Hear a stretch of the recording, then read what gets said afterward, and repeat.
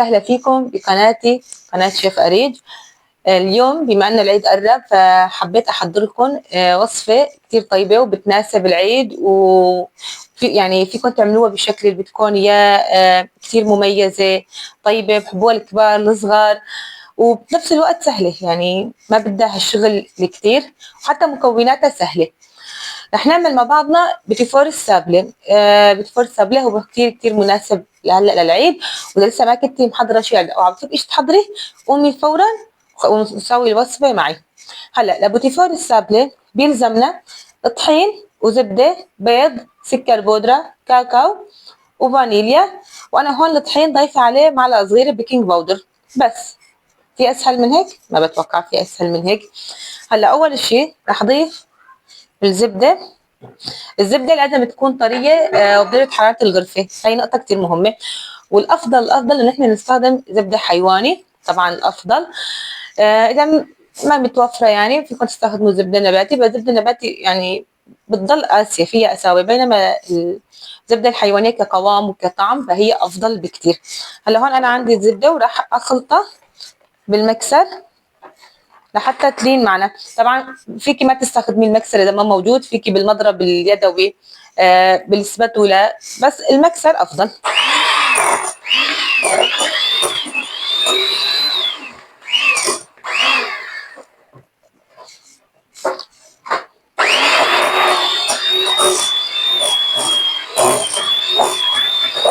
هيك رح نضربها هيك للزبده ضربتين ثلاثه، شيتلين عنا منيح. وهلا بهالوقت رح اكسر البيضه واضيفها عليها. هلا هيك منيح صارت معي. رح اكسر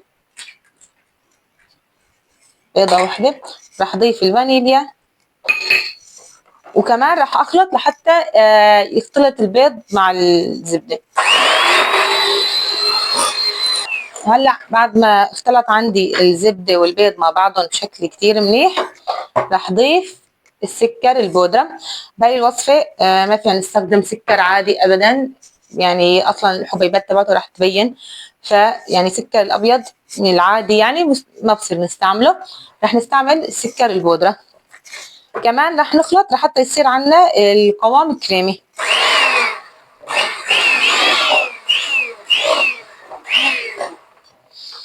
طبعا لما بنضيف مواد جافه انتبه كتير منيح، لانه بتطير بتعبي الدنيا يعني.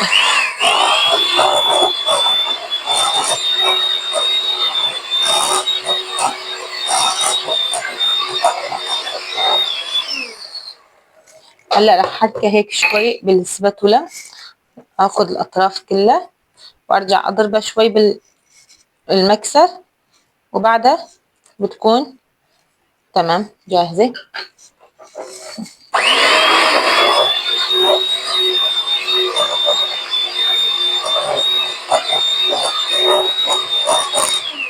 شايفين ولا اسهل من هيك؟ خلصت.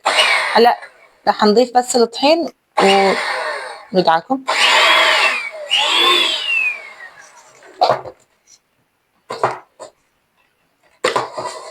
رح افضي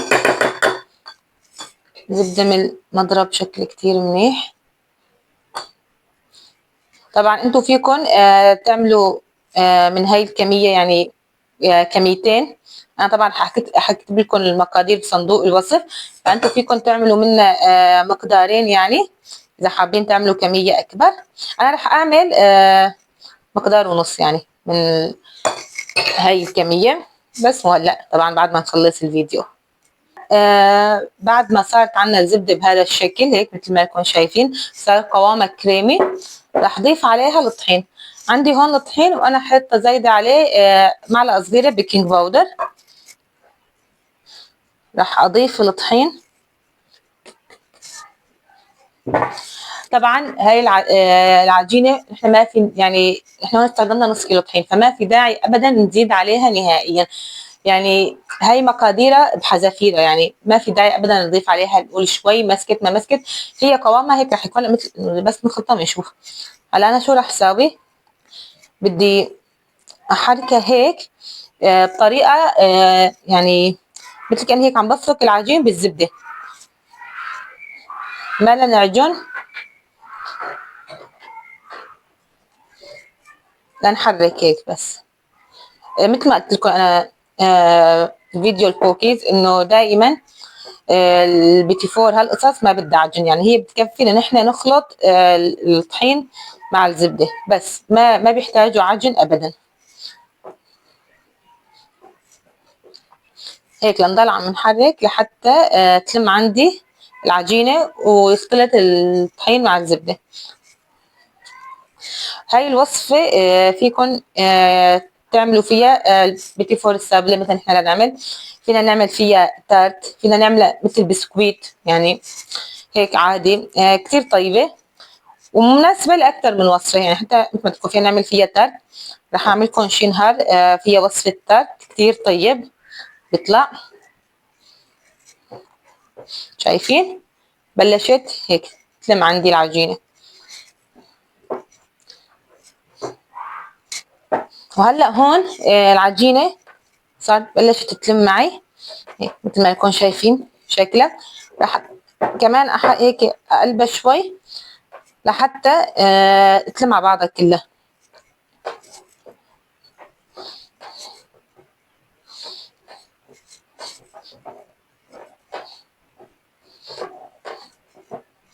تمام، هلا هيك صارت عندي العجينه جاهزه. انا شو رح ساوي؟ رح اقسمها بالنص هيك بهالشكل. شايفين هي طريه اصلا، ما ضفت عليها ولا زدت لها ابدا طحين، يعني هاي المقادير مزبوطه 100%. ما فيك يعني لا تزيدي عليها ابدا شيء. هاي رح اقيمها لاساوي بدي اضيف وحده عليها كاكاو، وحده رح اتركها مثل ما هي صادا. هاي عنا هون الثانيه. هلا شو رح ساوي؟ رح اخذ هي شوي اقل، انا بدي كميه الصاده تكون اكثر. رح اضيف عليها معلقتين كاكاو، وكمان رح نخلطها. اذا شفتوها قست معكم فيكم تضيفوا لها معلقه زيت او معلقتين بس، اذا حسيتوها قست معكم. لا ما كانت قاسيه، كانت يعني قوامها كويس، فخلص يعني ما تضيفوا عليها اي شيء ثاني نهائيا. رح نضل هيك كمان نحركها نخلطها لحتى يختلط مع الكاكاو. هاي الوصفة عن جد كتير سهلة، يعني فورا بتخلص معك. يعني هلا أنا ما صار لي مبلشة تقريبا تلت ساعة وأنا إني عم بصور، يعني طبعا لو ما عم بصور ما بتاخد معي 5 دقايق. فورا نعجنه وبتركها نص ساعة وبعدين فورا بقطعه على الفرن، يعني كتير كتير سهلة. يعني مثل ما تقدر هلا انت لسه مفكره شو بدك تعملي على العيد وبدي اعمل وشو بدي اساوي، قومي فورا طبقيها ورح تدعي لي. انا عندي هون عجينه شوي قاسيه، رح اضيف عليها الزيت، رح اضيف عليها معلقه زيت، او لا يمكن ما بتحتاج، خلي اشوف للاخير كيف. ما رح تحتاج. ها تمام، شايفين ساعتها طريه ما بتحتاج زيت. هلا هون صارت عندي العجينه جاهزه.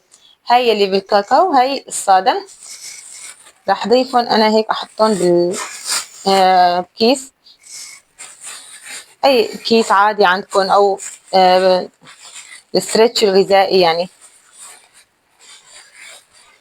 رح اتركهم هيك بهالشكل،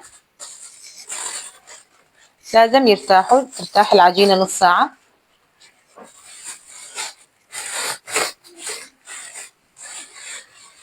بهذا الشكل هيك تمام.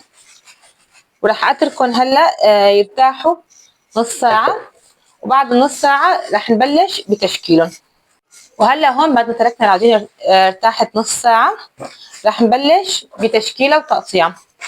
اول شي رح اخذ ورقتين من ورق الزبده. العجينه رح نمدها بين ورق الزبده، ما نمدها على الطاوله نرشلها طحين هالقصص، لا ابدا انتبهوا، لازم نمدها حصرا بين ورق زبده، او اذا عندكم نايلون غذائي كمان بصير. رح ابلش بالصاده.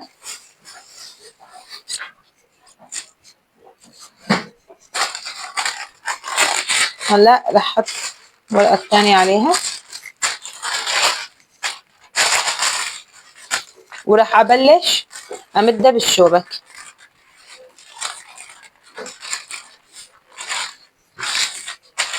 انا ما بدي اياها لا سميكه ولا رقيقه، يعني تقريبا تكون سماكه 1 سنتي تقريبا يعني.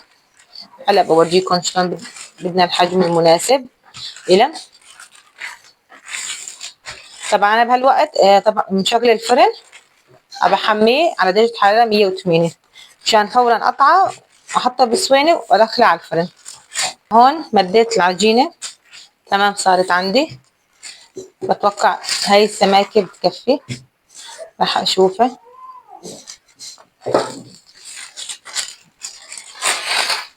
بتكفي.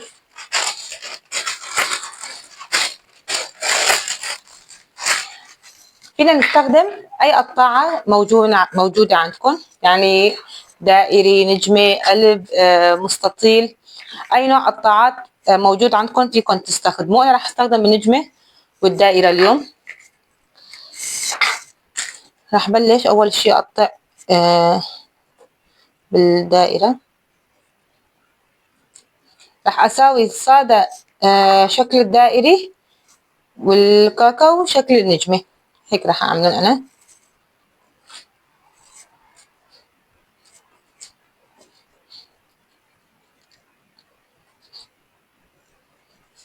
هلا بعد ما قطعتهم مثل ما لكم هيك شايفين، هيك راح تكون عنا سمك العجين. هلا راح انقلهم لصينية فرن. هلا هون انا العجينة البيضة خلصتها، حطيت اول صينية بالفرن. هلا هي هون الصينية الثانية راح اضيف معها من العجينة يلي بالكاكاو. بندخل البيتي فور السابلة على الفرن بدرجة حرارة 180. الفرن طبعا يعني محمى مسبقا. بياكلوا تقريبا بالفرن شغلة 10 دقايق، يعني بدهم وقت مو أكتر. 10 دقايق وبعدها بنطلعهم يعني لحتى تقريبا تشوفوا هيك اطرافهم بلشوا ياخذوا لون زهري. والعجينة يلي بالكاكاو الأفضل إنه نضيف معها بالصينية وحدة أو اثنين. أنا هم قمت حبتين مشان أحطهم معهم مشان يبين عنا الاستواء، لانه هي راح يكون لونها اسود فلما راح تستوي ما راح يبين.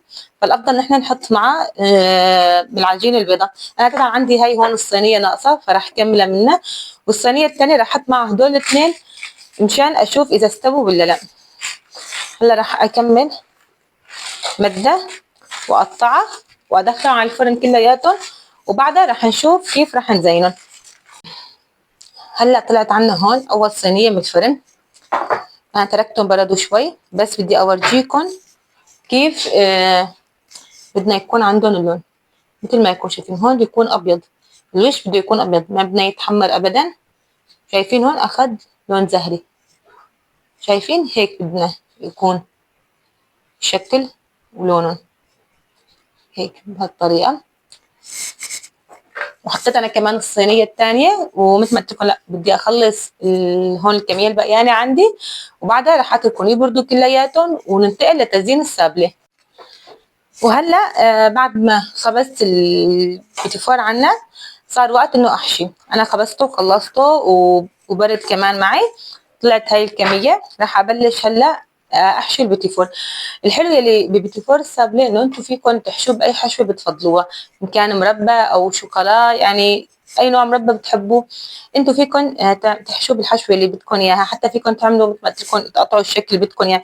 يعني نحن ما ضروري نتأيد انه مثلا نقطع هيك بهالشكل انه يكون مثلا في فتحه بالنص او كذا. فيكم تقطعوه قطع صغار، فيكم تتركوه هيك مثل البسكويت مثلا هيك تغطسوه بشوكولا كمان بيطلع كثير طيب. عندي هون راح اعمل يلي بالكاكاو راح احشيهم بنوتيلا.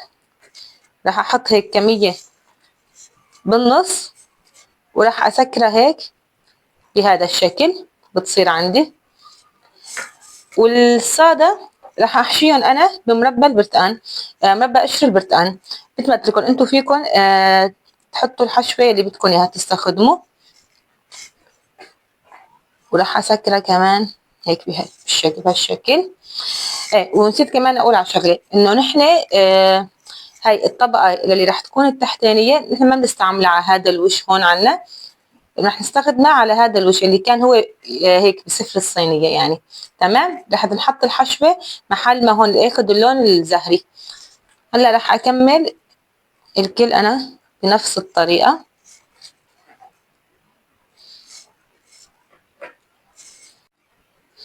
هلا راح نزين البيتي فور السابلي عنا.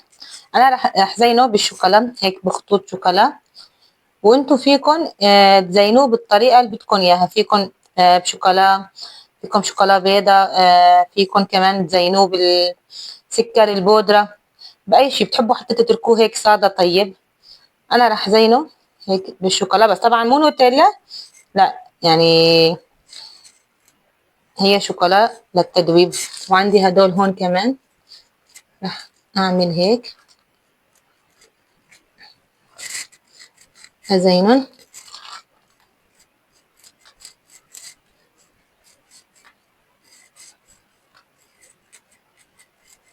وهيك خلصنا التزيينهم مثل ما تكون شايفين. هلا اللون الابيض عندي راح احط له من هذا ورق ورد محمدي، بيعطيه هيك شكل حلو وطعمه طيبة. راح احط هيك على الاطراف شوي منه.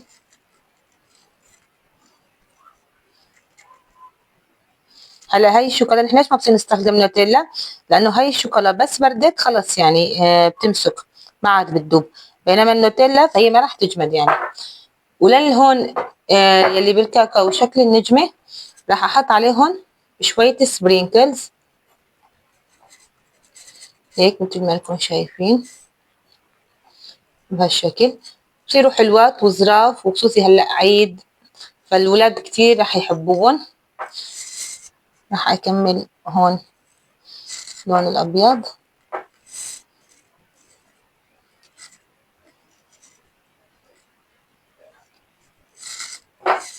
حلو يعني هلا انا عم بحط الورق فورا الشوكولا عنا جمدت عليها.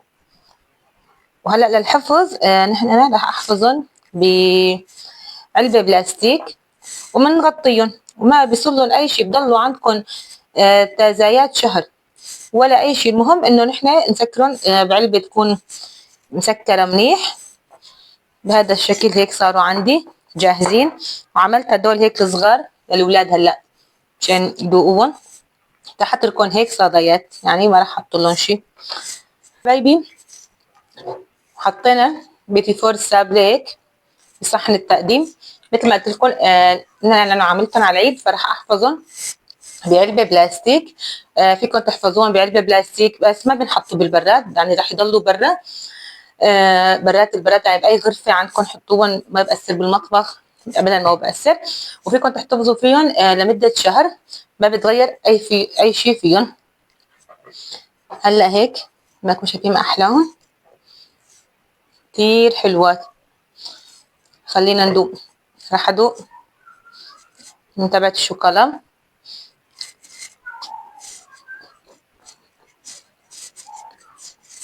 عن جد كتير كتير طيبه، كتير كتير. وحتى يعني العجينه هشه بس بنفس الوقت يعني شلون بدي اشبهكم، يعني ما انه بتحسوا هيك فورا بتفرط بتهرهر، لا، بس لما بتاكلوها كتير كتير بتعطي طراوه. بس لما هيك نحن عم ناكلها ابدا ما انه هي ما مثل هذا، ما هو مثل البيتي فور الصب اللي هيك اول ما بنمسكه بايدنا البيتي فوراي فورا بتفرط. بس بنفس الوقت كتير هش وطري، عن جد كتير كتير لازم تجربوا الوصفه، كتير طيبه كتير كتير. وهيك حبايبي وصلنا معكم لآخر الفيديو. كل عام وانتم بخير وعيد أضحى مبارك عليكم جميعا إن شاء الله. وإذا حبيتوا الفيديو وحبيتوا الوصفة بتمنى تتابعوني وتدعموا قناتي، ولا تنسوا اللايك وتعليق وسبسكرايب للقناة. نشوفكم فيديو جديد ووصفة جديدة. سلام.